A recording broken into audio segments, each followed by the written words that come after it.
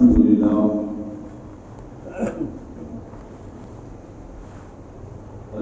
لله رب العالمين بديع السماوات والأرضين وعلى آله والصلاة والسلام على سيد المرسلين طه وياسين وعلى آله وأصحابه أجمعين أما بعد فأعوذ بالله من الشيطان الرجيم بسم الله الرحمن الرحيم إنما يخشى الله من عباده العلماء صدق الله مولانا العظيم وصدق رسوله النبي الأمين الكريم ونحن على ذلك لمن الشاهدين والشاكرين والحمد لله رب العالمين. غوث اعظم بمن بے سر و سامہ مدد قبلہ دی مدد کعبہ امام مدد قادری جمع علیہ یا غوث اعظم زنم دمد شیخ احمد رضا خان قطب اعظم زنم بگرداب بلا افتاد کشتی ضعیفان و شکستارات کشتی بحق خواجہ عثمان ہارون مدد کن مدد کن مدد کن یا معین الدین چشتی واحسن منك لم ترقت عين واجمل منك لم تلد النساء خلقت مبرئا من كل عيب كأنك قد خلقت كما تشاء. آج کے تمامی اہتمام کرامائے محبت اور غایت ادب و احترام کے ساتھ اپنی اور ساری کائنات کی مرکز عقیدت دونوں عالم کے آقا و مولا رحمت للعالمین شفیع المذنبین طه و یاسین روحی فدا ابی امی حضرت محمد مصطفیٰ صلی اللہ علیہ وسلم کی بارگاہ بلند آواز سے درود پاک پڑھنے اللہم صلی علی سیدنا مولانا محمد معلم وکرم مجاہد وعلم ویکرم قرآنی و تاریخ قرآنی و علم سنت نحوت العالمین. ایک بار اور پڑھنے اللہم صلی اللہ علیہ وسلم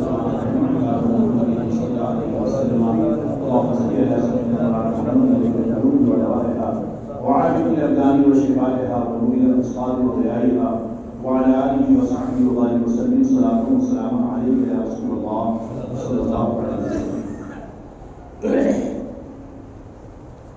رفیقان محترم محبان گرامی، یہ ربیع الغوث ربیع الآخر کا مہینہ،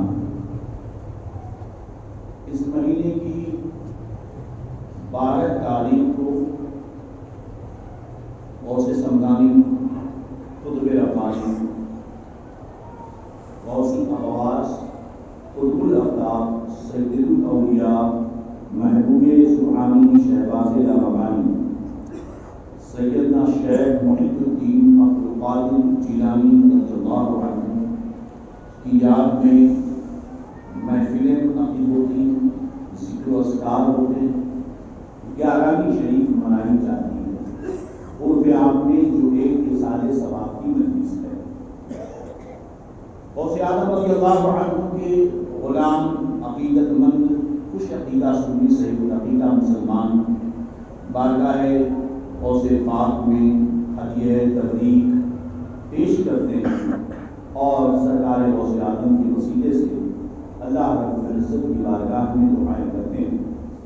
سرکار سیدنا غوث اعظم جیلانی ذات مقدسہ وہ ذات مقدسہ ہے کہ سرکار سیدنا امام اہل سنت اعلیٰ حضرت امام احمد اللہ خان محدث بریلوی رضی اللہ تعالیٰ عنہ فرماتے ہیں، واہ کیا مرتبہ اے غوث اے بالا تیرا، واہ کیا مرتبہ اے غوث اے بالا تیرا، اونچے اونچوں کے سر سے قدم اعلیٰ تیرا، سر بلا کیا کوئی جانے کہ ہے کیسا تیرا، اولیاء بنتے ہیں آنکھیں بغیر طلبہ تیرا. تو اسی لیے فرماتے ہیں کہ تیرا ذرہ مہے کامل ہے یا غوث، ذرہ تیرا ذرہ مہے کامل ہے یا غوث، تیرا قطرہ یمیں سائل یا بوس. اور اپنی نسبتوں کو یوں بیان کرتے ہیں کہ تجھ سے در سے سگ سے ہے نسبت مجھ کو. تجھ سے در سے سگ سے ہے نسبت مجھ کو. میری گردن میں بھی ہے دور کا ڈورا تیرا. اور یہ جو ڈورا ہے اس نشانی کے سگ جو سگ ہیں، اس نشانی کے جو سگ ہیں نہیں مارے جاتے. حشر تک میرے گلے میں رہے پٹا تیرا. کیا دبے جس پہ حمایت کا ہو پنجہ تیرا. شیر کو خطرے میں لاتا نہیں کتا تیرا. میری قسمت کی قسم کھائیں سگانے بغداد. میری قسمت کی قسم کھائیں سگانے بغداد. سگانے بغداد. ہند میں بھی رہوں دیتا رہوں پہرا تیرا. اب کچھ کم عقل یہ کہاں سے ہوتے ہیں؟ جب ہم ان کی نکاح کی مجلسوں میں شریک ہوں گے، ان سے رشتہ داریاں بھی بنائیں گے، وہ ہماری مسجدوں میں بھی آئیں گے، ہم انہیں نہیں روکیں گے، تو قربت کی وجہ سے بیماری وائرس تو پھیلے گی نا.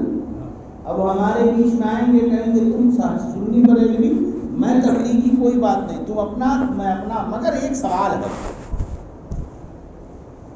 ہے نا، تم اپنا ہم اپنا نہیں، ہم نہیں چھیڑتے، تم اپنا ہم اپنا، مگر ایک سوال ہے. بانر کہیں کے سوال کرنے کے لیے کسی عالم کے پاس چل، یہ بیچارے بھولے بھالے مسلمانوں کے بیچ میں سوال، اور ہمارے یہ بھائی لوگ سمجھتے ہیں.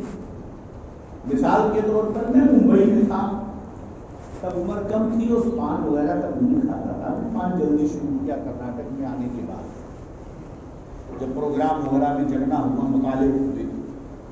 ایک پان کی دکان پر دو لڑکے بحث کر رہے تھے، بے پڑھے لکھے، ایک غیر تھا ایک اپنا تھا، سمجھ گئے؟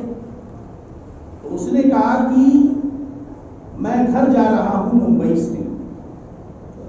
غیر نے کہا کس لیے؟ کہا غازی میاں کا بیاہ ہے، شادی. ہمارے اتر پردیش میں غازی میاں سید سالار مسعود غازی رضی اللہ عنہ کے عرس کو بارہ شریف، بڑی عظیم دربار ہے وہ.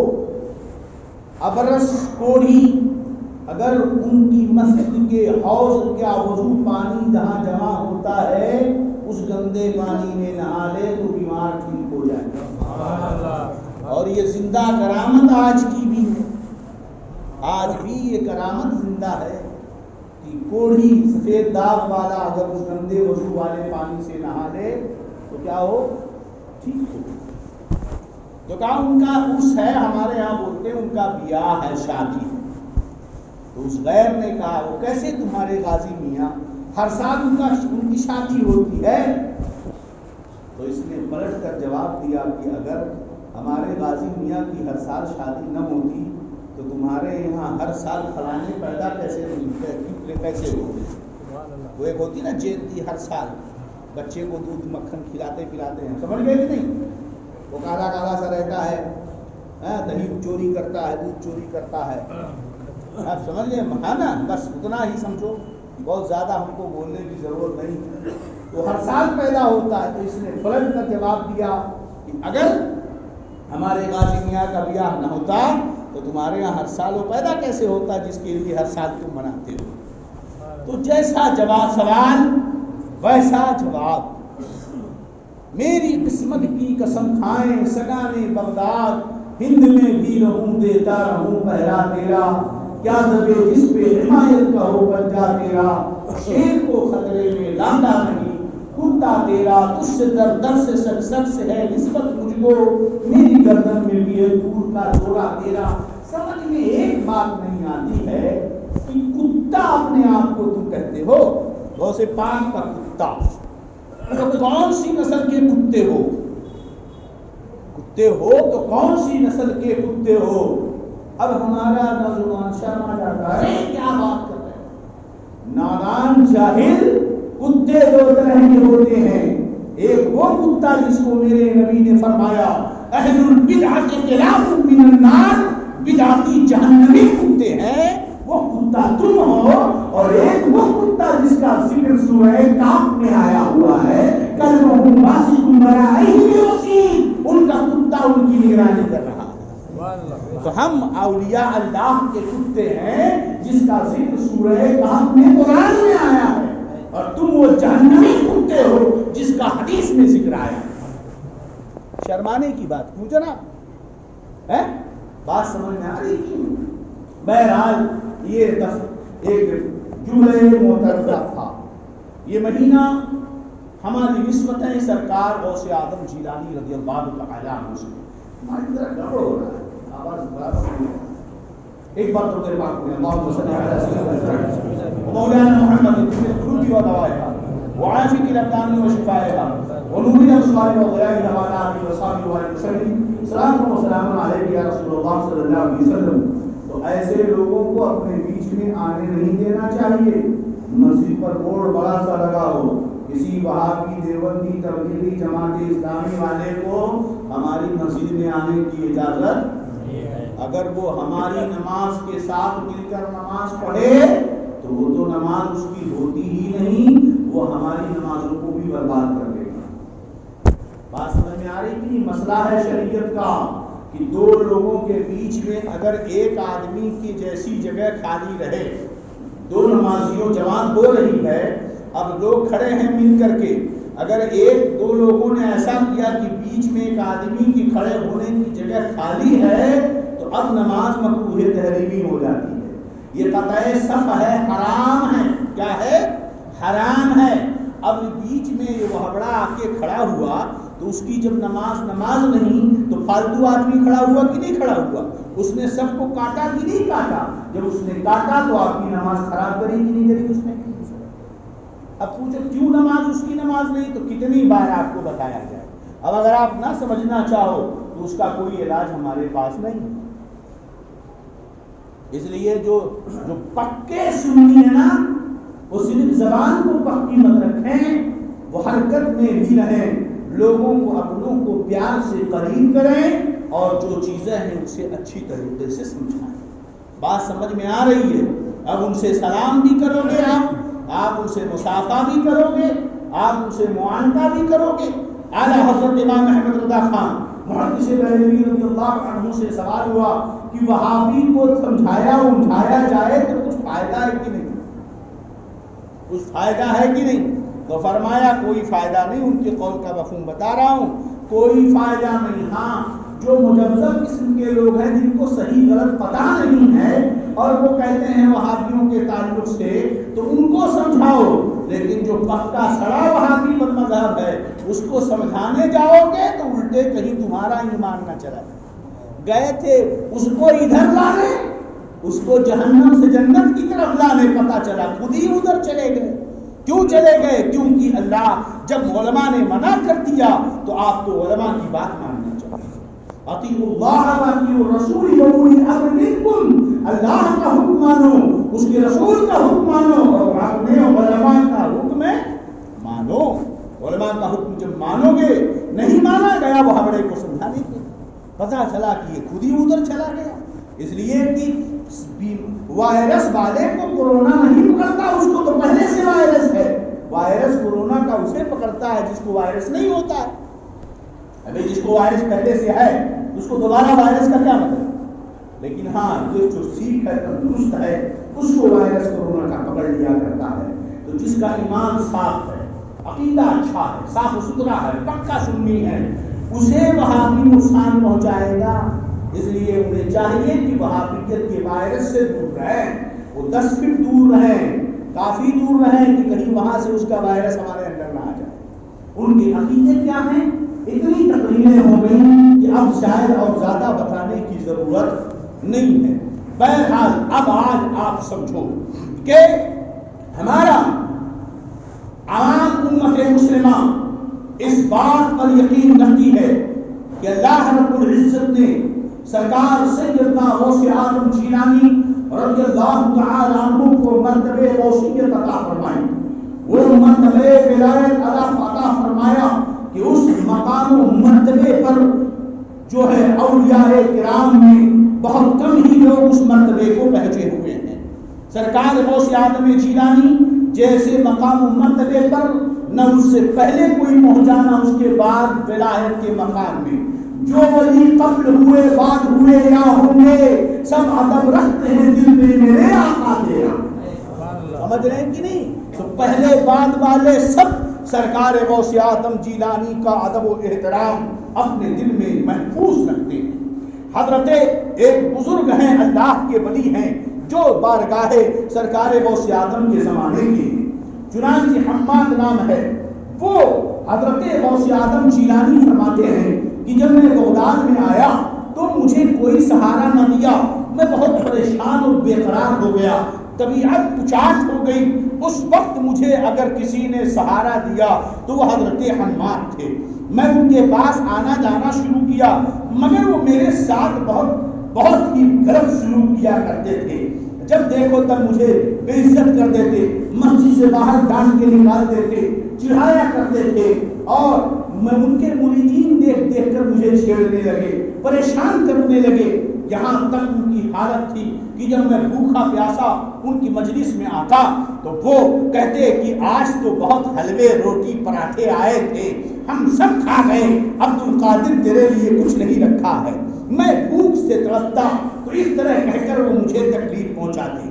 جب وہ دیکھتے تو ان کے مریدوں نے بھی یہ شروع کر دیا۔ حضرت حماد سخت کو پتا چلا کہ میرے مریدین بھی عبد القادر کو ڈانٹ رہے ہیں۔ ایسی حالت تھی کہ غوث اعظم مسجد میں آئے، خطبہ دے رہے تھے، خطبہ روک دیا، کہا اسے باہر نکالو۔ سرکار غوث اعظم جیلانی کو مسجد سے باہر نکال دیا، پھر واپس آئے مسجد میں، پھر روکا خطبہ کا باہر نکالو، پھر نکال دیا گیا، تیسری بار اندر آئے، پھر کہا اسے باہر نکالو، 3 مرتبہ بے عزت ظاہری طور پر آپ کو کیا گیا۔ فرماتے ہیں کہ بار بار ایسا ہوا، مریدوں نے جب پریشان کرنا شروع کیا تو حضرت حماد ناراض ہوئے، اپنے مریدوں کو بلایا اور ڈانٹ کر کہا تم اسے پریشان کرتے ہو، ذلیل کرنے کی کوشش کرتے ہو، نادانو تم جانتے نہیں ہو، تم میں سے کوئی بھی اس عبد القادر کی پیروں کی دھول کو بھی نہیں پا سکتا ہے۔ میں تو اسے جلا کر پکا کر رہا تھا تاکہ اس کا نفس مر جائے، بار بار اسے پریشان کرتا رہا تاکہ یہ اپنے نفس پر قبضہ کر لے۔ میں اسے بے عزت نہیں کر رہا تھا بلکہ اس کے سونے کو کھڑا کر رہا تھا اور جلا رہا تھا اسے۔ جو سمجھ میں بات آ گئی تو یہ مقام سرکار غوث اعظم جیلانی کا ہے، یہ ہمارا عقیدہ ہے۔ میرے غوث اعظم فرماتے ہیں نظرت الی بلاد اللہ جمعا کخردلۃ علی حکم اتصالی، میں نے اللہ کے سارے شہروں کو ایسے ہی دیکھا جیسے انسان ہتھیلی پر رائی کا دانہ دیکھتا ہے۔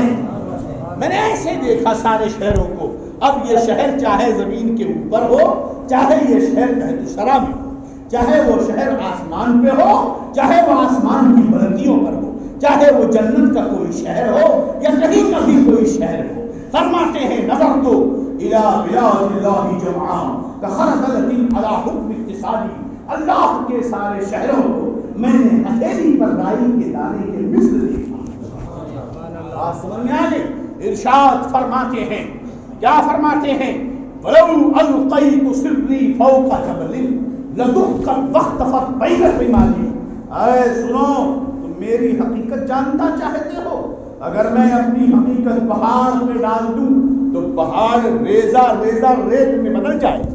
وَلَوْ أَلْقَيْتُ سِرِّي فَوْقَ نَارٍ لَخَمِدَتْ وَانْتَفَتْ مِنْ سِرِّ حَالِي۔ اگر میں اپنی حقیقت کو آگ پہ ڈال دوں، آگ جلا دو اور اپنی حقیقت میں اس پر ڈالوں تو فوراً وہ آگ بجھ جائے گی۔ وَلَوْ أَلْقَيْتُ سِرِّي فِي بِحَارٍ لَصَارَ الْكُلُّ غَوْرًا فِي الزَّوَالِ۔ اگر میں اپنی حقیقت سمندر میں ڈال دوں تو فوراً وہ سوکھ جائے۔ اللہ اکبر۔ کہتے ہیں فمن فی اولیاء اللہ مثلی ومن فی العلم والتصریف حالی، فمن فی اولیاء اللہ مثلی، کون ہے اللہ کے اولیاء میں میری طرح، ومن فی العلم والتصریف حالی، جو علم اور حالات کا تصور مجھے ملا ہے وہ کسی اور کو ملا ہے، کسی کو نہیں ملا ہے جو مجھے عطا کیا گیا ہے۔ بات سمجھ میں آ گئی؟ یہ سرکار غوث اعظم فرماتے ہیں۔ اتنا زیادہ علم، اتنا تصرفات ہے. اب فرماتے ہیں مریدی لا تخف وحش فإنی عصوم قاتل عند القتال. میرے مرید مت ڈر، مت ڈر، خوشی کی زندگی گزار. کیوں؟ عصوم قاتل عند القتال. ہر مشکل اور قتال کے وقت میں سب سے بڑا ڈرنے والا ہوں. اگر تو میرا مرید ہے تو اب تیرے سامنے بڑی سے بڑی مصیبتیں آ جائیں، اگر تو سچا عبد القادر کا دیوانہ ہے تو ان مصیبتوں کو پہلے عبد القادر سے ٹکرانا ہو. بات سمجھ میں آ گئی؟ فرماتے مریدی لا تخف واش فإنی عصوم قاتل عند القتال. مریدی ہم وطب واشتق وغنی وافعل ما تشاء فالاسم علی. میرے مرید خوش ہو، مسرور رہ اور کر، میں بلند و بالا مرتبے والا تو ہوں ہی. اسی کو تو اعلیٰ حضرت فرماتے ہیں اے رضا یوں نہ پلک، اے رضا یوں نہ پلک، تو نہیں جید تو نہ ہو. جید اچھا، اے رضا یوں نہ پلک، تو نہیں جید تو نہ ہو. سیدے جیدے ہر دہر ہے مولا تیرا، سیدے جیدے ہر دور ہے مولا دہر ہے مولا تیرا، ہر زمانے کا جدید ہے آقا میرا غوث اعظم ہے. بات سمجھ میں آ گئی کہ نہیں؟ وہ دربار غوثیت ہے. یہ تو عقیدہ ہمارا ہے، سب کا عقیدہ یہی ہے نا. نہیں ہے تو کیا کرنے کے لیے مسجد اعظم میں آئے ہے نا؟ سب کا یہی عقیدہ ہے. اور یہ سارا عقیدہ تبلیغیوں کے ہاں، وہابیوں کے ہاں شرک ہے. بولو تو آپ کیا ہوئے ان کے نزدیک؟ بولو. یہ سارا عقیدہ ان تبلیغیوں ٹنڈوں کے نزدیک شرک اور کفر ہے. یعنی جو شخص ایسا عقیدہ رکھے وہ کیا ہے ان کے نزدیک؟ وہابی کیا کہتے ہیں ٹنڈے؟ بولو. یہ عقیدہ جو رکھے وہ کیا ہے؟ مشرک ہے. ایسا جو عقیدہ رکھے وہ کافر ہے نا. اب سوچو وہ کتنے نالائق ہیں. وہ کہتے ہیں جو عقیدہ یہ رکھے وہ کافر ہے، مگر اس کی بیٹی بیاہ کر لے جانے کے لیے سب سے آگے آتے ہیں. تو کافر کی بیٹی سے شادی کیوں کرنے کے لیے تیار ہوا؟ یا کسی مشرک اور کافر کو اپنی بیٹی دینے کے لیے کیوں تیار ہوا؟ اور یہ کتنا بے وقوف سنی ہے کہ وہ بڑا اسے مشرک اور کافر کہتا ہے، پھر بھی یہ اسے اپنی بیٹی بھی دیتا ہے، اس کی بیٹی بھی لے کر کے آتا ہے. یہ بڑا اسے کافر و مشرک بھی کہتا ہے، اور یہ جا کر اس کے ساتھ بٹر کٹر گوشت بھی روٹی کھاتا ہے. اب سوچو آپ ایسے لوگوں کو دماغی پاگل نہ کہیں تو کیا کہا جائے؟ بات سمجھ میں آ گئی؟ وہ یہ عقیدہ ہے ان کا یہ کہ نہیں. یہ غوث اعظم المدد، جب غوث اعظم خود فرماتے ہیں مریدی لا تخف واش فإنی عصوم قاتل عند القتال، تو اب بتائیے اگر کوئی مشکل میں ہو اور کہے یا غوث المدد، ہم کہتے ہیں غوث اعظم دستگیر نا، تو دستگیر کا مطلب کیا ہوتا ہے؟ ہاتھ پکڑنے والا. یعنی مشکل میں جو ہمیں ہاتھ پکڑ کر بچا لے وہی دستگیر ہے. جو مشکل میں ہمیں پکڑ کر بچا لے وہی دستگیر ہے. تو غوث اعظم کو ہم دستگیر مانتے ہیں، اور وہ بڑا تبلیغی ٹنڈا کہتا ہے کہ اللہ کے علاوہ کسی کو دستگیر ماننا شرک ہے. اللہ کے علاوہ کسی کو دستگیر ماننا شرک ہے. تو بتاؤ آپ کے عقیدے کے اعتبار سے وہابڑے کے نزدیک ہم مشرک ہو گئے کہ نہیں ہوئے؟ کتنے سمجھدار ہیں سنیوں کہ جو تمہیں مشرک کہتا ہے، ہم اگر اس کو بدعتی جہنمی نالائق کہہ دیں تو آپ مسجدوں سے نکالنے کے لیے تیار ہو جاتے ہو. اسے فتیر کہتے ہو، جھگڑالو کہتے ہو. سوچو ذرا، بتائیے جو ہم پوری ہماری قوم کو، سنیوں کو، بریلویوں کو جو مشرک کہتا ہو، اگر ہم تقریر میں اس کے خلاف بولیں تو ہمارے کچھ لوگ کہتے ہیں یہ کیا فتنہ پھیلا رہے ہیں، لا حول ولا قوت الا باللہ. ایسا کہنے والا دینی شرعی باتوں کو جو فتنہ کہتا ہے وہی سب سے بڑا فتنہ ہے. حق باتیں بتانا فتنہ نہیں ہے، حق کو فتنہ کہنا یہی سب سے بڑا فتنہ ہے. بات سمجھ میں آ گئی کہ نہیں؟ سب سے بڑا فتنہ یہی ہے. سوچو ذرا اب تھوڑی دیر کے لیے، کیا وہابیوں کا عقیدہ صحیح ہے؟ بولو آپ کہ جب وہ شادی کرو گے ان سے تو آپ کا ملنا جلنا ہوگا، ان کے شادی بیاہ نکاح میں جائیں گے تو آپ کا ملنا جلنا ہوگا. جانچ لو آپ وہابیوں کے خلاف تقریر کرتے وقت یا وہابیوں کے خلاف تبلیغیوں کا رد کرنے میں جو شخص بھی آواز اٹھاتا ہے کہ یہ فتنہ ہو رہا ہے یا یہ سب باتیں نہیں بولنی چاہیے، جب دیکھو تب وہابیوں کا رد، تبلیغیوں کا رد، کیا ضرورت ہے؟ نماز پر بولو، روزے پر بولو، حج پر بولو، زکات پر بولو. بے جاہل کلمہ پڑھ کر مسلمان ہوا ہے، شرم نہیں آتی کہ نماز پر تم کو تقریر کرنی پڑے؟ اسلام کی بنیاد 5 چیزوں پر ہے، کلمہ، دوسری چیز نماز، اور یہ کون ہے؟ مسلمان. ارے تیرے اسلام کی بنیاد جس نماز پر ہے اب اس کے لیے تقریر کرنی پڑے گی، تقریر کرنی پڑے گی. تو نہیں جانتا کہ میں جس مسلمان ہونے کا دعویٰ کر رہا ہوں میری اسلام کی بنیاد کی نماز پر ہے، تو کیسا تو دعوے اسلامی کر رہا ہے؟ روزہ تجھے نہیں معلوم کہ فرض ہے، زکات دینا واجب ہے. یہ ایک طرح کا دھوکہ ہے. بات سمجھ میں آ رہی کہ ٹھیک ہے، نماز پر بھی تقریریں ہونی چاہیے، روزے پر بھی ہونا چاہیے، لیکن یہ نہ کر کے وہ کرنا، ایک ہو دونوں کی جائے، رد بھی ہو. اور یہ پہلے ضروری ہے. نماز کا تعلق عمل سے ہے اور ایمان کا تعلق، عقیدے کا تعلق ایمان سے ہے. وہابیت ایمان کو برباد کرتی ہے، تو جب ایمان ہی نہیں تو اس نماز کا کیا فائدہ؟ جب عقیدہ ہی صحیح نہیں تو اس روزے کا کیا فائدہ؟ اسی لیے تو ان کو چڑھ ہے جناب کہ غوث اعظم کو ہم مانتے ہیں اور ہمارے ہاں ایسے لوگ ہیں، ہمارے ہاں ایسے لوگ ہیں، ورنہ ان کے ہاں ایسے لوگ ہیں ہی نہیں. کیونکہ یہ مقام پانے کے لیے سب سے پہلی شرط ایمان ہے، اور وہابیوں کے پاس ایمان ہوتا نہیں، اس لیے ان کے ہاں کوئی ولی نہیں ہوتا. تب دیکھیں نہیں، قرآن فرماتا ہے الا ان اولیاء اللہ لا خوف علیہم ولا هم یحزنون.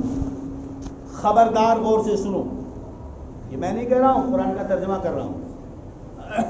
خبردار، غور سے سنو. بے شک جو اللہ کے اولیاء ہیں لا خوف علیہم، انہیں کوئی خوف نہیں ان پر، ولا هم یحزنون، انہیں کوئی غم بھی نہیں، نہ دنیا میں کوئی خوف، نہ آخرت کا کوئی ڈر، نہ دنیا میں کوئی غم، نہ آخرت کا کوئی رنج. سمجھئے حضرت اس میں آخرت کی بات کہاں سے آ گئی ہے نا؟ الا ان اولیاء اللہ لا خوف علیہم ولا هم یحزنون، آخرت کی تو بات ہے نہیں اس میں.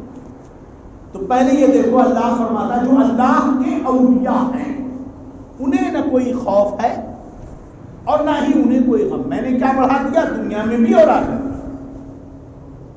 آگے آیت سوال پیدا ہوا کہ جو اللہ کے اولیاء ہیں جنہیں کوئی خوف اور غم نہیں ہے، یہ کون لوگ ہیں؟ یہ اللہ کے اولیاء ہیں کون؟ یہ ہیں کون؟ الذین آمنوا وکانوا یتقون. یہ وہ لوگ ہیں جو ایمان والے ہیں، وکانوا یتقون، اور ہمیشہ اللہ سے ہر لمحہ ڈرتے ہیں، جن کے اندر ہمیشہ تقویٰ ہوتا ہے. تو اللہ کے وہ اولیاء، اللہ کے اولیاء جنہیں نہ کوئی غم اور خوف کچھ بھی نہیں ہوتا، وہ کون ہیں؟ ایمان والے اور اللہ سے ڈرنے والے. اللہ سے تو پہلی شرط ولی کے لیے کیا ہے کہ وہ مومن ہو. دوسری شرط یہ ہے کہ اس کے اندر تقویٰ ہو، اور وہابیوں کے پاس تو ایمان نہیں ہے.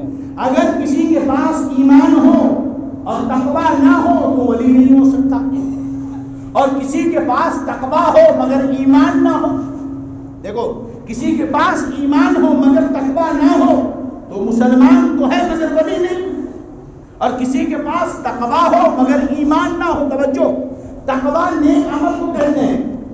یعنی نماز پابندی سے پڑھنا، ایک ہے نماز کی فرضیت کو ماننا، یہ عقیدہ ہے. ایک نماز کی فرضیت کو ماننا، فرق سمجھو آپ، ہے نا. ایک واقعہ قصہ کہانی والے مقرر کی تقریر نہیں سن رہے آپ. ایک ہے نماز فرض ہے یہ ایمان رکھنا، اور ایک ہے نماز پابندی سے پڑھنا. اگر کسی نے نماز کی فرضیت کو نہ مانا، بے نماز اشراق، صلاۃ الاوابین، صلاۃ التسبیح، نماز تہجد، نماز چاش، سب نماز ہے کہ نہیں ہے؟ اس کو آپ فرض مانتے ہو؟ نہیں نا، آپ اسے فرض ہے. لیکن فجر کی 2 رکعت نماز فرض ہے، ظہر کی 4، عصر کی 4، مغرب کی 3، عشاء کی 4 اور 3 وتر واجب ہے. اگر کوئی یہ کہہ دے کہ فجر کی 2 فرض نہیں ہے، ظہر کی 4 رکعت فرض ہے نہیں ہے، عصر کی فرض ہے نہیں ہے، وہ کافر ہو جائے گا. کیا ہو جائے گا؟ اور اگر کوئی فرض تو مانے مگر نہ پڑھے تو وہ گنہگار ہے. کیا ہے وہ؟ فرق سمجھے آپ؟ فرق سمجھے عقیدہ اور عمل کا؟ عقیدہ اور عمل کا فرق سمجھ میں آیا؟ ڈفرینس سمجھ میں آیا نا؟ ایک ہے نماز کی فرضیت کو ماننا اور ایک ہے نماز پڑھنا. اگر کوئی کہہ دے کہ نماز فرض نہیں ہے تو وہ کافر ہو گیا، اور اگر کوئی فرض مانے مگر نہ پڑھے کافر نہیں ہے، گنہگار ہے. سمجھ بات آ رہی کہ نہیں؟ تو الذین آمنوا، جو ایمان والے ہیں، وہ کانوا یتقون، ایمان والوں میں یہ داخل ہے کہ اس کا تعلق عقیدے سے ہے. تو جو ایمان والا ہو مگر تقویٰ نہ ہو تو مسلمان تو ہوگا مگر ولی نہیں. جو ایمان والا ہو مگر نیک عمل اس کے پاس زیادہ نہ ہو، عمل صالح نہ کرتا ہو تو مسلمان تو ہے مگر وہ ولی نہیں. اور ایک آدمی نیک عمل خوب کرتا ہے مگر اس کے پاس ایمان نہیں ہے.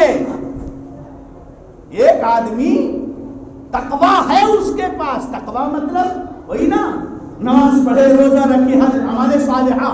اگر تقویٰ کی تفسیر اعمال صالحہ سے کرو تو اعمال صالحہ، کیونکہ اس آیت میں پہلے آمنو آ گیا تو ایمان ہو گیا، اب تقویٰ سے مراد عمل صالح. تو ایک آدمی ایمان والا ہو تقویٰ نہ ہو تو مسلمان تو ہے مگر ولی نہیں.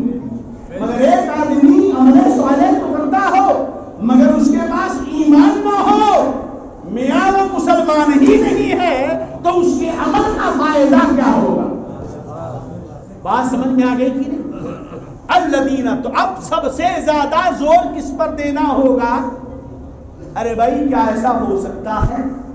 بولو کیا ایسا ہو سکتا ہے کہ سارے لوگ نمازی ہو جائیں؟ ارے اللہ چاہے تو ہو سکتا ہے، مگر ایسا ہوتا ہے؟ ارے بھائی اللہ کے نبی اگر ہاتھ اٹھا دیتے یا اللہ سب کو مسلمان کر دے تو جنگ بدر لڑنی پڑتی؟ جنگ احد لڑنی پڑتی؟ لڑنی پڑتی جناب. خندق کربلا ہوتا سارے مسلمان اچھے ہو جاتے، جنگ کربلا کی جنگ ہوتی؟ بولو نہیں ہوتی نا. اس کا مطلب یہ ہے کہ لیکن اگر مسلمانوں کی اکثریت عمل نہ کرے، ہے نا، مسلمانوں کی اکثریت عمل نہ کرے مگر وہ مسلمان ہو تو کچھ تو بھلا ہے کہ نہیں؟ بولو بھلا ہے نا. ایمان تو ہے، ٹھوکا جائے گا، کاٹا جائے گا، آگ میں ڈالا جائے گا، بھنا جائے گا، پٹائی ہوگی، پٹائی ہوگی، ہے فرشتے درے سے ماریں گے، وہ تو عذاب سمجھ میں آئے گا. کتنا سخت عذاب ہوگا. حدیث شریف میں آتا اگر جہنم کی آگ سوئی کے ناکے کے برابر بھی باہر نکل جائے تو اس کی چلن و تپش سے سب کے سب بے ہوش ہو جائیں، دنیا جل کر خاک ہو جائے گی۔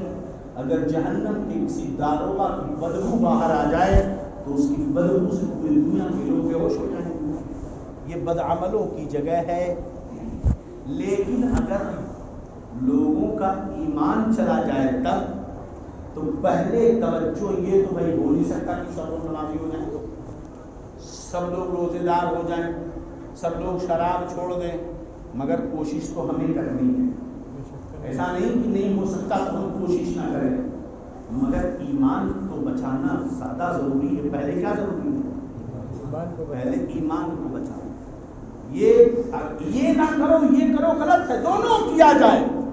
ایمان پہلے ایمان بچایا جائے اور اس کے ساتھ عمل بھی ضروری ہے۔ اسی لیے میں اپنی گفتگو میں جہاں ایمان کی باتیں کرتا ہوں وہی عمل کی اور خشیت کی بھی بات ضروری ہوتی ہے۔ بات سمجھ میں آ گئی؟ تو الذین آمنوا وکانوا یتقون۔ اب یہ ولی کون ہو سکتا ہے؟ ولی کی پہچان ایمان والا اور جس کے اندر تقویٰ ہو۔ اب کیا ہے؟ لہم البشری فی الحیاۃ الدنیا وفی الآخرہ، ان کے لیے بشارت ہے، خوشخبری ہے، کیا؟ دنیا کی بھی زندگی میں اور آخرت کی بھی زندگی میں۔ آیا نا؟ دنیا کی بھی زندگی میں بشارت اور آخرت کی بھی زندگی میں بشارت ہے۔ میں نے کیا کہا؟ اللہ کے جو ولی ہیں انہیں نہ کوئی خوف ہوتا ہے، نہ کوئی غم، نہ دنیا میں نہ آخرت میں، کیونکہ بشارت دونوں جگہوں کے لیے۔ انہیں نہ دنیا میں نہ آخرت میں۔ اخترے قادری خود میں چل لیا، تم دعا ہے ہر ایک قادری کے لیے۔ زندگی یہ نہیں ہے کسی کے لیے، زندگی ہے نبی کی، نبی کے لیے۔ نہ سمجھ مرتے ہیں زندگی کے لیے، جینا مرنا سب کچھ نبی کے لیے۔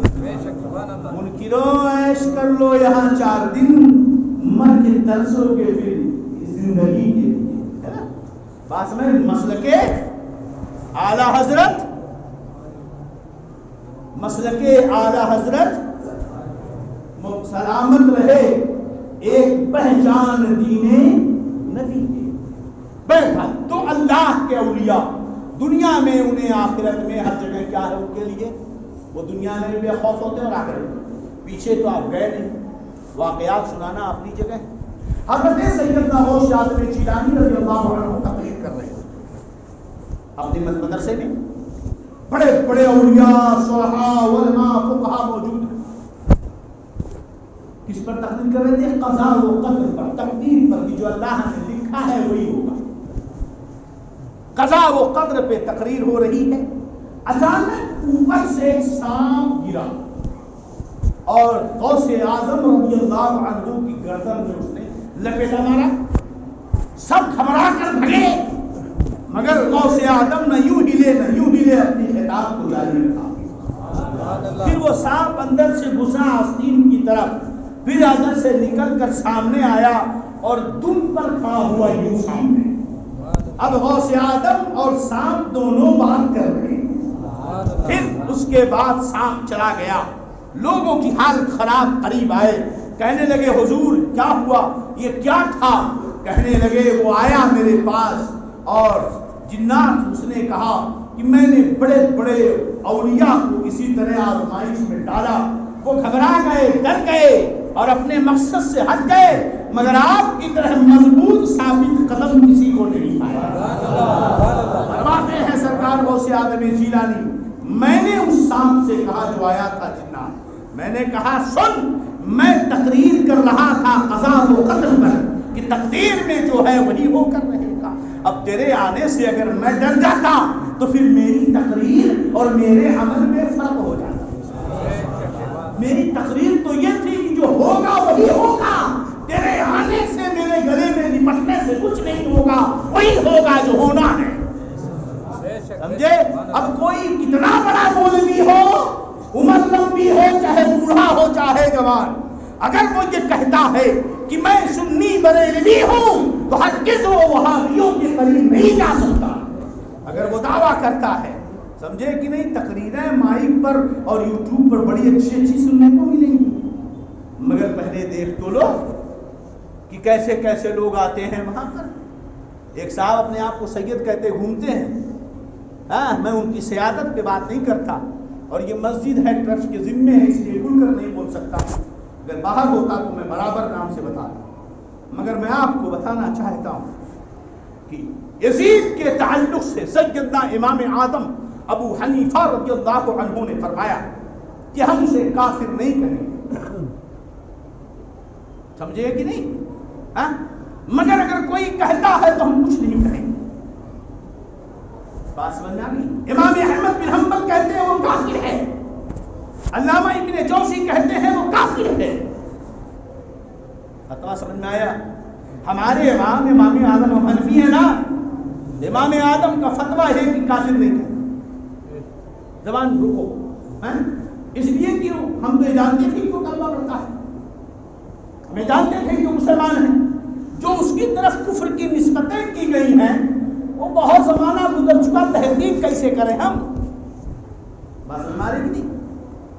آخری وقت میں توبہ وغیرہ کر لیا ہو، یہ خبریں ہوں، مرنے سے پہلے کلمہ پڑھ لیا توبہ، تو کافر تو نہیں کہیں گے. تو کیا یزید کو اگر کافر نہیں کہیں گے تب کیا اب اس کی تعریف بھی کریں گے؟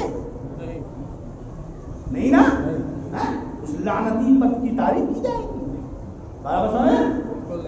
ہو گئی بات. اب کوئی آج تقریر کرے کہ امام احمد بن حنبل نے کافر کہا ہے اس لیے میں کافر مانتا ہوں. نالائق، امام اعظم کی تقلید کرتا ہے اور بات امام احمد بن حنبل کی کرتا ہے. نہیں سمجھے آپ نے؟ جب تو مقلد امام اعظم کا ہے تو بات بھی امام اعظم والی کا ہے. بات سمجھ میں آ رہی ہے کہ نہیں ہے؟ آپ سمجھ رہے ہو میری بات کو؟ اب ابو طالب کا مسئلہ اس وقت خوب پھیلا، ابو طالب جنتی، ابو طالب جنتی. اب یہ سید صاحب جو آج کل تبلیغ کر رہے ہیں مبلغ بن کر، تقریر میں حضرت ابو طالب، حضرت ابو طالب، حضرت ابو طالب، اور اس کے بعد جب یہ کہا گیا کہ تم یہ کیا کہتے ہو، اعلیٰ حضرت امام بخاری کا عقیدہ کہ وہ کفر پر مرے، امام مسلم کے نزدیک ابو طالب کفر پر مرے، امام ترمذی کے نزدیک ابو طالب کفر پر مرے، جمہور علماء کا نظریہ کہ ابو طالب کفر پر مرے، اور سب کا یہ نظریہ اور عقیدہ، اور اعلیٰ حضرت کی تحقیق یہ ہے کہ ابو طالب کی موت کفر پر ہوئی، اگرچہ اس نے بڑی خدمت کی ہے رسول اللہ صلی اللہ علیہ وسلم کی. تو بے پناہ قربانیاں رسول اللہ کے لیے ابو طالب نے دی ہے، مگر ایک سب سے بڑی تکلیف جاتے جاتے دے گیا جو ساری محبتوں پر پانی پھیر دی. سب سے بڑی تکلیف کیا کہ مصطفیٰ نے کہا کہ کلمہ. سارے مکہ کے کافر آئے اور کہنے لگے اے ابو طالب، تمہارا بھتیجا محمد ہمارے خداؤں کو برا بھلا کہتا ہے. سمجھ گئے؟ ہمارے ان بتوں کو برا بھلا مت کہے. کیا چاہیے؟ دولت ہم دینے کے لیے تیار ہیں. کیا چاہیے؟ ہمارا بادشاہ بننا چاہتا ہے، ہم بنانے کے لیے تیار ہیں. اسے کوئی خوبصورت لڑکی محمد کو پسند آ گئی ہے، معاذ اللہ، بتائیں ہم ڈھونڈ کے لائیں گے اس لڑکی سے محمد کی شادی کر دیں گے. کس لیے ایسی باتیں وہ کر رہے ہیں؟ ہمارے خداؤں کو کیوں برا بھلا کہہ رہے ہیں؟ کہہ دو یہ کام بند کر، ہم ان کے ساتھ. حضرت ابو طالب خاموش رہے، سنتے رہے، سب چلے گئے. میرے آقا آئے، ابو طالب نے بلایا، کہنے لگے محمد میں کمزور ہو گیا ہوں، بوڑھا ہو گیا، پورا قریش تمہارے خلاف ہے، پورا قریش تمہارے خلاف ہے، اب لڑنے کی طاقت نہیں ہے. وہ لوگ آئے تھے ایسا ایسا کہہ رہے تھے. میرے آقا فرماتے ہیں میرے چچا سن، واللہ لو وضعوا الشمس فی یمینی والقمر علی یساری علی ان اترک هذا الامر، اللہ کی قسم وہ دولت، بادشاہت اور لڑکی کی بات کرتے ہیں. ارے پورے قریش مل کر اگر آسمان کا سورج لا کر میرے دائیں ہاتھ میں لے لیں اور چاند بھی اتار کر میرے بائیں ہاتھ میں لے لیں تاکہ میں دین کی تبلیغ چھوڑ دوں، محمد ہرگز نہیں چھوڑ سکتا ہے. یا تو دین غالب ہوگا یا میں اس راستے میں شہید کر دیا جاؤں. بات سمجھ میں آ رہی کہ نہیں؟ یہ میرے رسول کو سب سے زیادہ کافر تھا۔ میرے آقا تشریف لے جا رہے تھے ایک پہاڑی کی طرف، ابو جہل نے دیکھا، گھیر لیا اکیلے میں، چھیڑنے لگا اور پتھر اٹھا کر سرکار کی سر میں مارا، پھوٹ گیا سر، خون بہا۔ ایک لوڈی غلام باندھی، کیونکہ سرکار بڑے مہربان تھے سب پر، اسے دیکھ کر بڑی تکلیف ہوئی۔ اس کے بعد آئی گئی بات ہو گئی، وہاں سے حمزہ، حضرت حمزہ رضی اللہ عنہ کا گزر ہوا، تو اس لوڈی نے کہا ادھر آؤ، شرم نہیں آتی؟ تمہارے بھتیجے محمد کو ابو لہب نے گھیر کر مارا، پتھر مارا، سر پھٹ گیا، وہ بیچارے خاموشی سے سبق سے سنتے رہے، تمہاری غیرتیں مر گئی تھیں؟ یہ نہیں کہ رسول اللہ کو مارا، یہ نہیں کہ نبی اللہ کو مارا، تمہارے بھتیجے کو مارا۔ بات یہاں رشتے کی تھی۔ ابو حضرت حمزہ چراغ میں آئے اور جوش میں پہنچے اس کے گھر پر، دروازہ کھٹکھٹایا، باہر نکلا، نکل ظالم، تو نے میرے بھتیجے کو مارا ہے۔ کمان کی ڈنڈی اٹھائی اور سر مارا، سر توڑ دیا، اس کے سر سے خون بہ گیا۔ آئندہ محمد کی طرف نظر نہیں اٹھانا، وہ میرا بھتیجا ہے، حمزہ جب تک ہے کوئی اس کی طرف نظر نہیں اٹھا سکتا۔ اس کے بعد بڑے خوش ہوئے کہ آج تو بڑا کام کیا ہے، آئے اور کہنے لگے میرے بھتیجے محمد خوش ہو جاؤ۔ کہا کیوں؟ کہا میں نے تمہارا بدلہ لے لیا۔ کہا کیا ہوا؟ کہا اس نے تم کو مارا تھا نا، میں ابھی اس کو سر پھوڑ کے آیا ہوں۔ میرے آقا صلی اللہ علیہ وسلم نے ارشاد فرمایا، اے میرے چچا حمزہ، کیا آپ سمجھتے ہو کہ میں اس سے خوش ہو گیا؟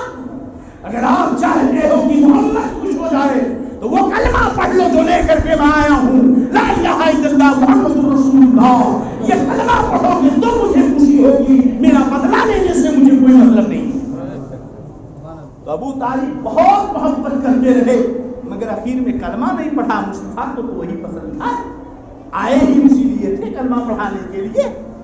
اب اعلیٰ حضرت کی تحقیق ہو گئی کہ وہ ایمان پر نہیں کفر پر مرا۔ یہ مبلغ سید بن کر حضرت ابو طالب جب پکڑا تو کہتے ہیں ارے نہیں، کچھ علماء نے کہا ہے کہ وہ جنتی ہیں، کچھ علماء نے کہا ہے کہ وہ ایمان پر مرے ہیں۔ تو ہم نے کہا اعلیٰ حضرت کا نام لینا بند کر دیا، دھوکہ دیتا ہے سنیوں کو بریلویوں کو۔ ایک طرف تو اعلیٰ حضرت کرتا ہے، دوسری طرف اعلیٰ حضرت کی تحقیق چھوڑ کر دوسروں کی تحقیقوں کے پیچھے بھاگتا ہے۔ ارے بھائی ایک میڈیسین، ابھی کورونا کی میڈیسین بن رہی ہے، رشیا نے بنایا میڈیسین کا 92% وہ کامیاب ہے، دوسری کمپنی نے بنایا کا 95% کامیاب ہے۔ ہو سکتا ہے کہ مئی جون تک وہ میڈیسین آ جائے۔ تو 3 کمپنیوں نے میڈیسین تیار کیا جس کا سائیڈ ایفیکٹ جانچ ہو رہی ہے۔ تو 3 کمپنیوں نے تیار کیا، جبکہ اس کے پیچھے 1 سال سے ڈاکٹرز لگے ہیں، تحقیق پہ تحقیق ہو رہی، ریسرچ پہ ریسرچ ہو رہا ہے، لیکن آخر میں جو دوا کوئی سائیڈ ایفیکٹ نہیں، سب سے بہترین ہوگی وہی مارکیٹ میں اتر کے آئے گی نا۔ تو کیا پہلے کے ڈاکٹرز جو ریسرچ کر رہے تھے وہ غلط تھے؟ وہ بھی تو انسانوں کی بھلائی کے لیے کوشش کر رہے تھے۔ ایک ڈاکٹر نے، ٹیم نے انسانوں کی بھلائی کے لیے میڈیسین میں ریسرچ کیا، مگر سائیڈ ایفیکٹ اس میں زیادہ نکلا، اسے ریجیکٹ کر دیا گیا۔ پھر دوسری ٹیم بیٹھی، اس نے اس میں اور کچھ تبدیلیاں کی تو کچھ سائیڈ ایفیکٹ کم ہوا۔ اب یہاں تک 95% تک پہنچ چکے ہیں۔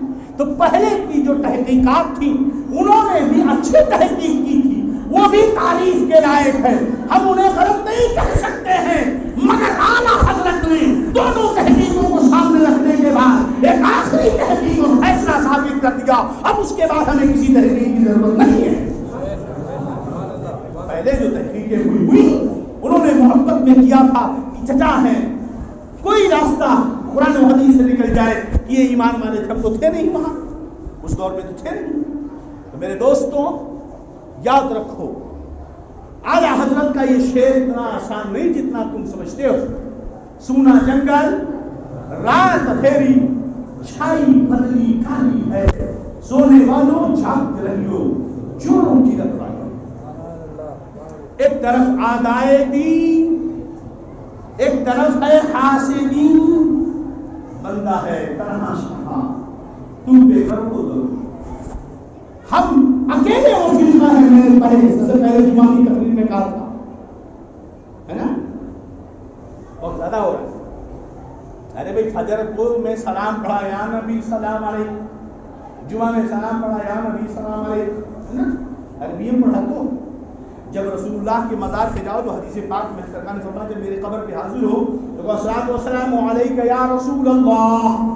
پھر ہماری کتابوں میں لکھا کہ اور آگے بڑھو ایک قدم, پھر حضرت ابوبکر صدیق کی طرف متوجہ ہو کر کہو السلام علیک یا خلیفۃ المسلمین ابی بکر صدیق.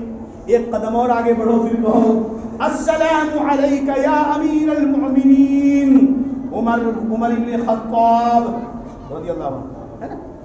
اچھا وہاں جو سلام پڑھا اور یہاں جو سلام پڑھ رہا ہے الصلاۃ والسلام علیک یا رسول اللہ, یہ وہاں بھی وہاں پڑھتا ہے.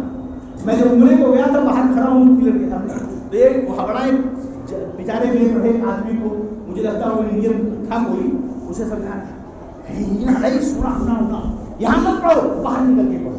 میں نے کہا کتنے بڑے بدتمیز ہے یہ منافق. اب دیکھو یہاں اس کو کہتا ہے یہاں مت پڑھو جالی کے پاس, وہاں جا کے پڑھو, اور وہاں والے کہتے ہیں کہ یہاں سے مت پڑھو. یہاں والے کہتے ہیں یہاں سے مت پڑھو اور وہاں والے بولتے ہیں یہاں سے مت پڑھو. ان کی بات سمجھ میں نہیں آتی تو دھوکہ دیتے کہ نہیں دیتے بولو.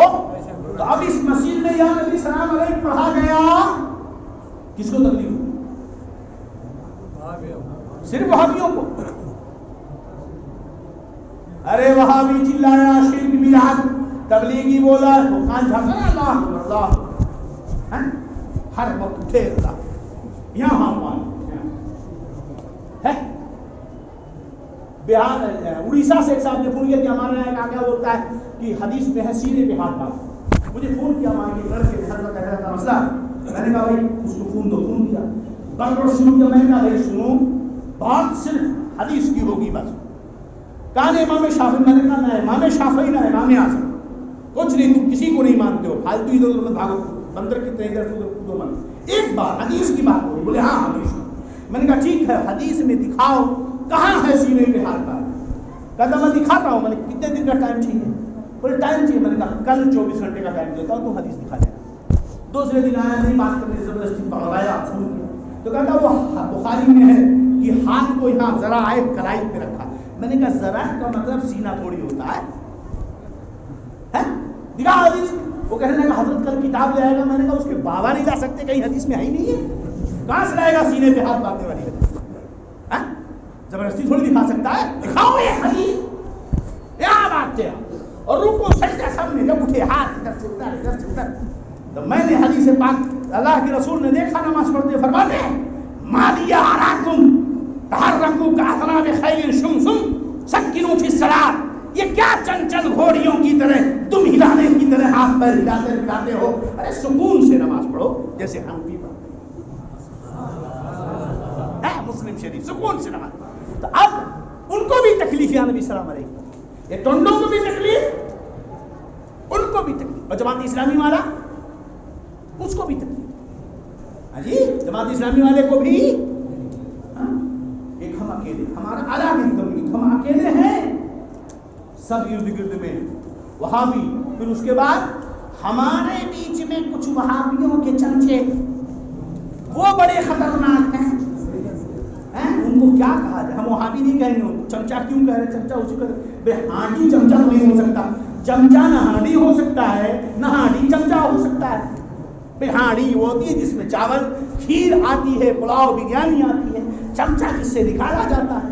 یہ وہابیوں کی کھیر چاٹ چاٹ کر چمچے میں لگ لگ کر ہماری طرف آتی ہے.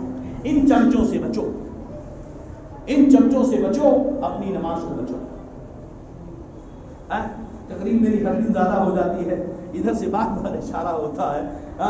بہرحال حدیث پاک میں یہ بھی ہے کہ لوگوں کا خیال کرنا چاہیے. باتیں پوری نہیں ہو پاتی. میں سیٹ کر کے آتا نہیں ہوں, میں اپنے کام میں بزی رہتا ہوں, صبح سیدھا اٹھ کے چلا آتا ہوں, یہیں آ کر تقریر کرتا ہوں. تو خیر میرے دوستوں, بچا لو اپنی دامن گیرا کو, ورنہ اسے مائی پکڑ کر میں سنی کھڑے رہنا. سارے وہابی سامنے رہیں گے, اسے کھڑے رہنا, میں سنی کرنا. اپنے اپنے گھر میں بولنا میں سنی. سمجھ رہے ہو کہ نہیں؟ تیاری کر لو بربادی سے پہلے، جب جاؤ نوجوانوں کو تیار کرو. سمجھ رہے ہو کہ نہیں؟ ہمارے باپ داداؤں نے، آبا و اجداد نے ایک وقت کی روٹی کھائی ہے مگر اپنے ایمان کی حفاظت کی.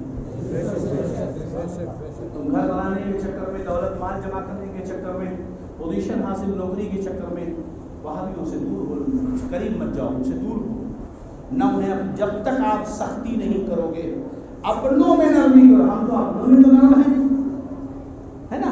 ہم ایک اپنے میں ایک دوسرے کی خوب برائی کرتے ہیں، ہے نا؟ اپنوں میں نرم نہیں. صحابہ کیسے؟ محمد رسول اللہ والذین معه اشداء علی الکفار رحماء بینہم. محمد اللہ کے رسول اور ان کے صحابہ وہ کافروں میں سخت تھے، اپنوں میں بڑے نرم. مجھے بات آ رہی تھی؟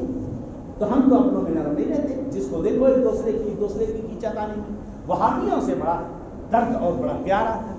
وہ آئے گا نہیں جناب، ان کے اسکول کھل رہے ہیں، آپ کے بچے وہاں پڑھ رہے ہیں. ہم کو تو توفیق نہیں ہے اسکول کھولنے کی، ہم کیوں کھولیں گے جناب؟ ہے نا؟ ہم کو ڈھنگ نہیں، طریقہ نہیں. ان کے اسکول ہیں، ان کے شادی ہال ہیں، ان کی آفیسیں ہیں، ان کے بڑے بڑے کانٹریکٹ سیکٹر ہیں. ہمارے ہمیں ٹھیک ہے وہ غلامی ہی صحیح جس میں ایمان ہو. وہ ایمان سے کیا فائدہ جس میں جہنم کی آگ ہو. میرے دوستوں، ایمان کی حفاظت کرو، عقیدے کی حفاظت کرو. دلیلیں دینے کی ضرورت ہے. اٹھنا یہاں سے تو سوچتے جانا کہ وہ ہمیں مشرک کہتے ہیں، وہ ہمیں کافر کہتے ہیں. 2 منٹ دوں گا. وہ ہمیں مشرک کہتے ہیں، وہ ہمیں کافر کہتے ہیں. پہلے اتنے لوگ نہیں کہ بھی سب آئے. اب بولو کب وہ ہم کو مشرک بولے، ہے نا؟ آپ کہو نا تبلیغ ہم کو مشرک کہتے ہیں. نہیں مولانا جھوٹ بول رہے ہو آپ، وہ کبھی ہمیں مشرک نہیں بولے. میں کہتا ہوں وہ ہمیں مشرک کہتے ہیں. نہیں مولانا نہیں بولتے. وہ ہمیں کافر کہتے ہیں. نہیں مولانا نہیں. وہ ہمیں مشرک کہتے ہیں، اپنی بیٹیوں کو کیوں دیتے ہو ہمیں؟ وہ ہمیں کافر کہتے ہیں، اپنی بیٹیوں کو نہیں کیوں دیتے ہو؟ نہیں مولانا کبھی ہم نہ مشرک بولے نہیں، کبھی نہیں بولے. آپ غلط بول رہے ہو. اچھا یا غوث المدد بولتے کہ نہیں؟ بولتے نا. اور یا غوث المدد بولنے کو شرک بولتے کہ نہیں بولتے؟ تو تم نے کہا یا غوث المدد، اور اس نے کہا کہ جو یا غوث المدد کہے وہ مشرک. اس نے کس کو مشرک کہا؟ انہوں نے تو کہا کہ نہیں کہا یا غوث اعظم دستگیر. ہم بولتے ہو کہتا مشرک. تو آپ کو کہا کہ نہیں اس نے مشرک؟ ایک صاحب سے دکان کھولے، صاحب بغل میں دکان، ان کی دکان چل رہی تھی، ان کی دکان نہیں چل رہی تھی. یہ یہاں بیٹھ کر تیری ماں کی تیری بہن کی خوب گالیاں دیا. اس نے غصے میں آیا، شام کو آیا، بیٹے نے کہا ابا، وہ سامنے دکان والا بہت گالی دیا. بولا کیا جی گالی رکھ کر گالی دیتے ہو؟ اللہ کی قسم بولو نام لیا تمہارا؟ دن بھر گالی دیا، نام نہیں لیا. گالی رکھ کر گالی دیتے ہو؟ آپ کی قسم کیا بات کر رہے ہیں؟ نام لیا کا بتاؤ بیٹا، بولو نام لیا کیا تمہارا؟ اتنے بھولے ہو. یا غوث المدد پکارنا شرک. ہم ہی تو پکارتے ہیں، تم نے کس کو مشرک کہا؟ تیری جرات کیسے ہوئی ہمیں مشرک کہنے کی؟ غوث اعظم دستگیر کہنا شرک ہے، ہم نے پکارا. تیری جرات کیسے ہوئی ہمیں شرک کہنے کی؟ ہاں اگر ماں نے دودھ پلایا ہے تو آ جاؤ، 2 ہاتھ قرآن و حدیث کی روشنی میں ہو جائے، پھر ثابت ہوگا کہ یا غوث المدد پکارنا شرک ہے یا ایمان ہے. مشرک تم ہو یا مشرک ہم ہیں. جس نے ہمیں مشرک کہا اگر وہ سچا ہے تو ٹھیک، ورنہ کہنے والا خود مشرک ہے. تو مشرک اگر تم مکار منافق جھوٹے ہو، ہمارے علماء سچے ہیں کہ ہم سیدھا کہتے ہیں تمہاری لڑکیاں لانا بھی جائز نہیں، تمہیں اپنی لڑکیاں دینا بھی جائز نہیں، تم سے رشتہ بھی جائز نہیں، تم سے کاروبار بھی جائز نہیں. تم جھوٹے منافق ہو کہ ایک طرف تو ہم کو مشرک کہتے ہو اور اس کے بعد ہماری لڑکیاں بھی لینے کے لیے تیار، ہمارے لڑکے بھی لینے کے لیے تیار، ہمارے ساتھ کاروبار بھی کرنے کے لیے تیار. بات سمجھ آ رہی کہ نہیں؟ اب بولنا نہیں، انہوں نے بول کے مولانا اب بولنا نہیں. ہاں اگر تم چاہتے ہو تو 2 ہاتھ ہو جائے اگلے جمعہ میں مناظرہ نہیں، انشاءاللہ میں آپ کو بتاؤں گا یا غوث المدد کہنا چاہیے یا نہیں. انشاءاللہ اگلے جمعہ سے گفتگو ہوگی. اللہ رب العزت دارالعلوم کی سعادت و برکت و نعمتوں سے مالا مال فرمائے اور ہمیں سرکار غوث اعظم جیلانی کے فیضان سے مالا مال فرمائے. السلام علیکم ورحمۃ اللہ وبرکاتہ.